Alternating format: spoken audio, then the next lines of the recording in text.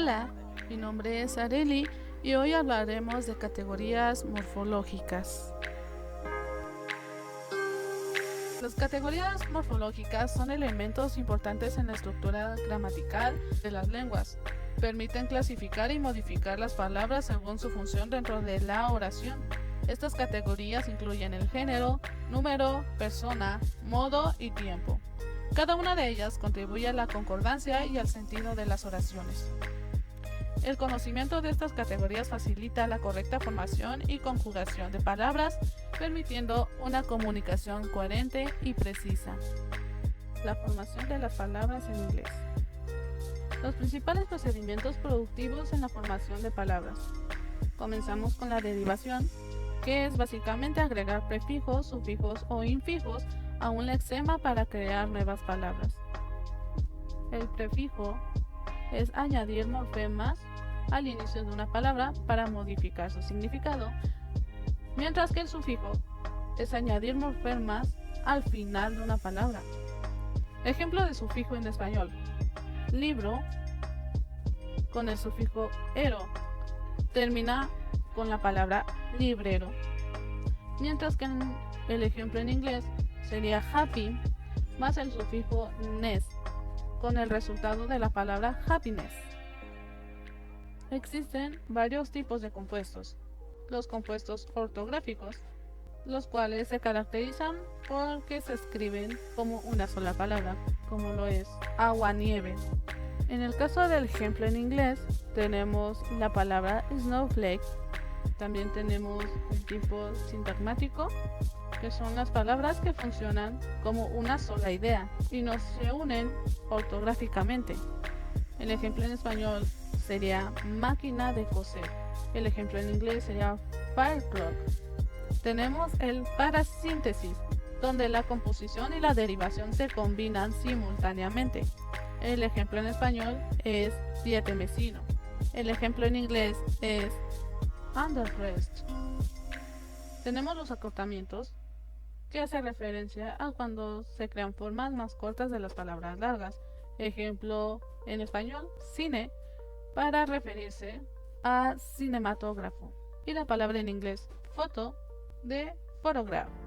Tenemos acronomía, donde se forman palabras nuevas a partir de las iniciales de otras palabras o frases. Estas se dividen en siglas, que se refiere a el uso de las letras iniciales, como por ejemplo el ONU, que significa Organización de las Naciones Unidas. Por ejemplo en inglés, CD de Compact Disc. El acrónimo. Estas se forman con las iniciales o sílabas y se pronuncian como una palabra completa.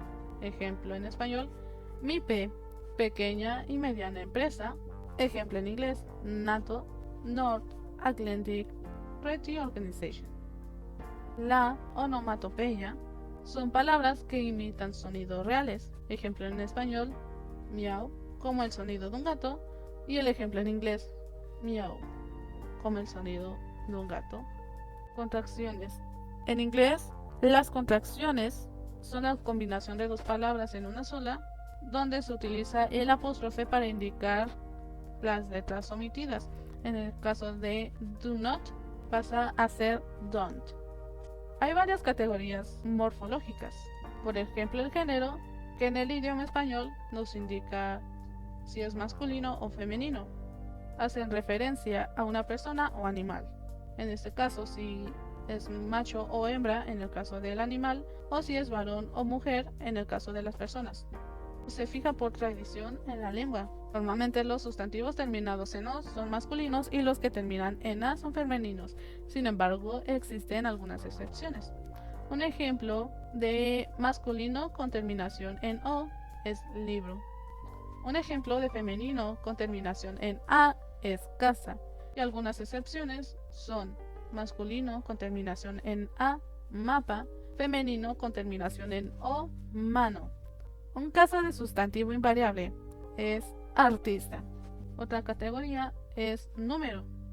En el caso de número, existen dos tipos de sustantivos, que es el singular, donde se refiere a una persona, un animal o una cosa, el ejemplo es el niño, mientras que el plural se refiere a dos o más entidades y generalmente termina en S, ejemplo, los niños. Igualmente hay algunas excepciones, que son los sustantivos con un singular con terminación S, ejemplo, el lunes, lunes, los lunes. Otra categoría es persona, pues los verbos marcan la persona gramatical que realiza la acción, es decir, si es singular o plural. Ejemplo, primera persona del singular, yo camino. Otra categoría es el modo, que es básicamente la actitud del hablante según lo que enuncia. Tipos de modos. El indicativo se usa para referirse a hechos que se presentan como reales, ya sea en presente, pasado o futuro. Ejemplo, él vivía en París. El modo subjuntivo expresa hechos y acciones posibles como lo son deseos y dudas, o para manifestar creencias, suposiciones y temores del hablante. Ejemplo, me gustaría que fuéramos amigos. El modo imperativo expresa súplica, mandato, petición o ruego.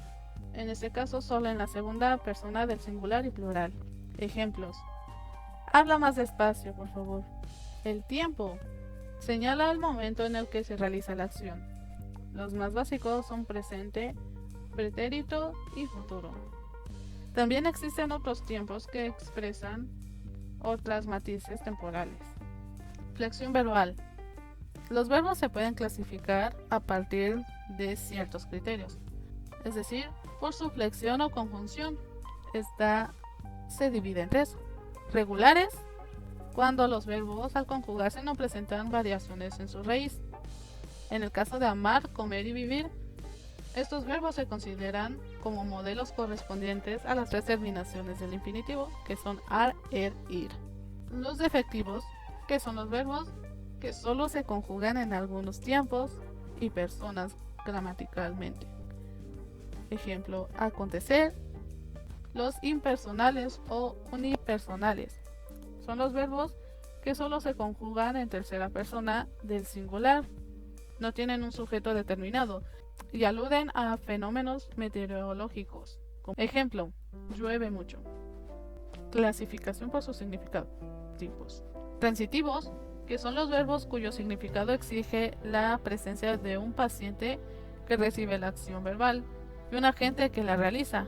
Ejemplo, todos golpeamos al ladrón. Verbos que solo existen con la presencia de un agente, el cual realiza la acción. No tiene paciente o complemento directo, aunque sí admiten otro tipo de complemento. Ejemplo, mi hermano corre en todos los maratones. Los copulativos son los verbos que no tienen un significado pleno.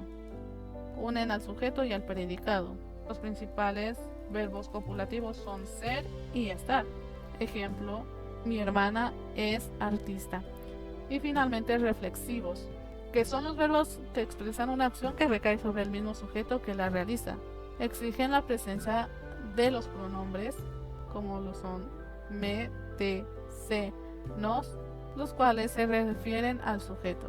El ejemplo, te miras y no te conoces.